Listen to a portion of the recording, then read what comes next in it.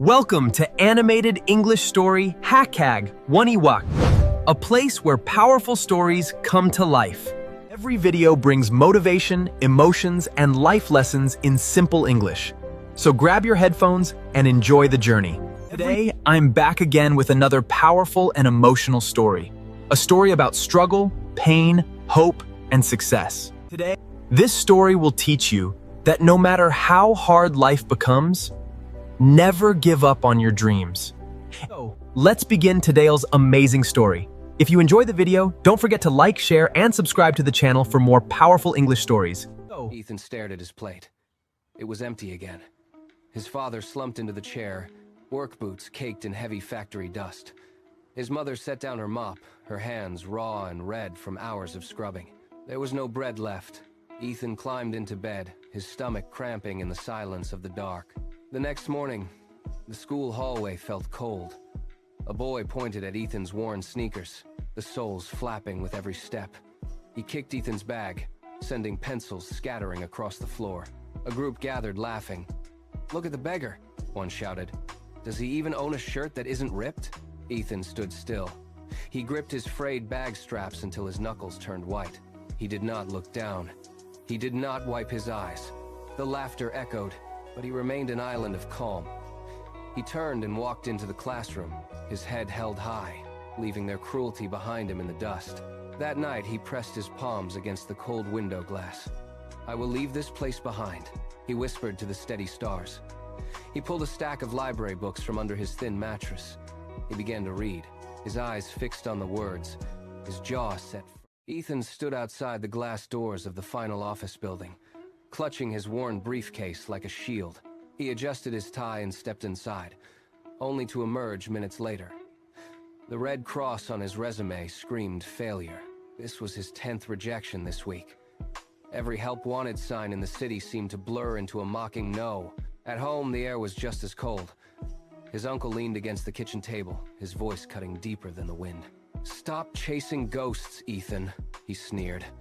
"Look at reality. You are not built for this." Ethan didn't argue. He simply walked out, seeking refuge on a rusted bench under a flickering streetlight at the edge of town. He stared at his trembling hands, whispering, "Maybe they are right. Maybe I am just a failure." But then, a memory flickered to life. He saw his mother, pale and exhausted, scrubbing floors at the factory. Despite the grease on her brow, she smiled at him. "Hard work never betrays you, Ethan," she had said. "Never stop trying." Her voice was a spark in the dark, igniting a fire he thought had died. Ethan stood up and tightened his belt. He headed for the city center as the morning shift began. At the first warehouse gate, he knocked hard. When the door opened, he spoke with absolute clarity. "I am here for the job." Ethan woke before the first light of dawn. He stared up at the cracked ceiling, the weight of his reality pressing down. He sat up, gripping the edge of his bed until his knuckles turned white. With bloodshot eyes and a set jaw, he shoved a crumpled notepad into his pocket. He walked 3 miles to a dusty cafe on the edge of town. Dropping his last coins on the counter, he faced a flickering monitor. He typed "how to generate income" into the search bar, his fingers hovering over the keys as he scribbled notes until his pen ran dry. Outside, men laughed and pointed. "Look!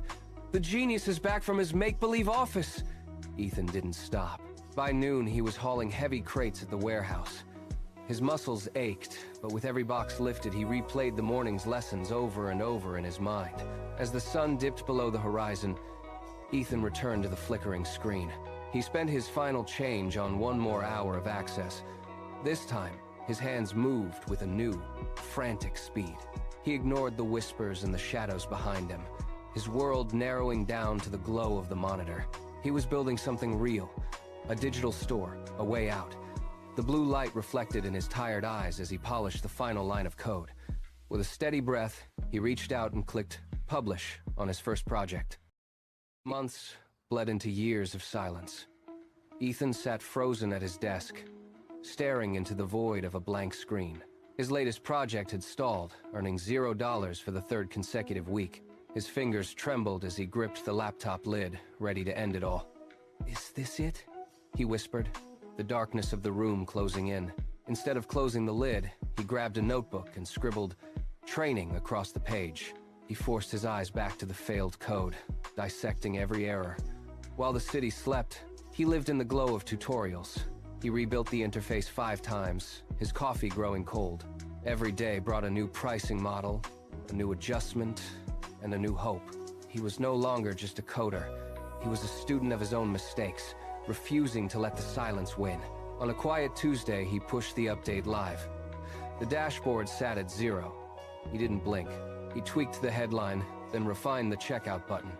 Suddenly, a sharp ping echoed. One order appeared. He refreshed the page, and there was a second. By midnight, 10 customers had joined him. He leaned back, the screen glowing like a sunrise, and opened a new document. The next feature was waiting. Ethan gripped his pen tightly, drafting his first blueprint on a stained napkin. By dawn, that rough sketch had become a working prototype. He refused to sleep, driven by a vision only he could see. He walked door to door, facing skeptical neighbors until the first sale felt like a miracle. 1 client became 5. Soon, Ethan checked his ledger. For the first time, the balance exceeded his rent and his hunger. The struggle was finally turning into a foundation. He walked into his parents' kitchen and laid a thick envelope of cash on the table. His father counted the bills twice, his hands trembling with disbelief. Ethan simply finished his coffee. Later, when old acquaintances who once mocked his failures crawled back to ask for his secret, Ethan didn't offer a formula. He pointed to his calloused palms. He remembered the cold floors and the doors slammed in his face. He looked them in the eye and said, "Success does not come to those who are perfect. It comes to those who never quit." He turned his back on the noise and walked toward his workshop. The past was paid for. Now, it was time to build the future. His mind was...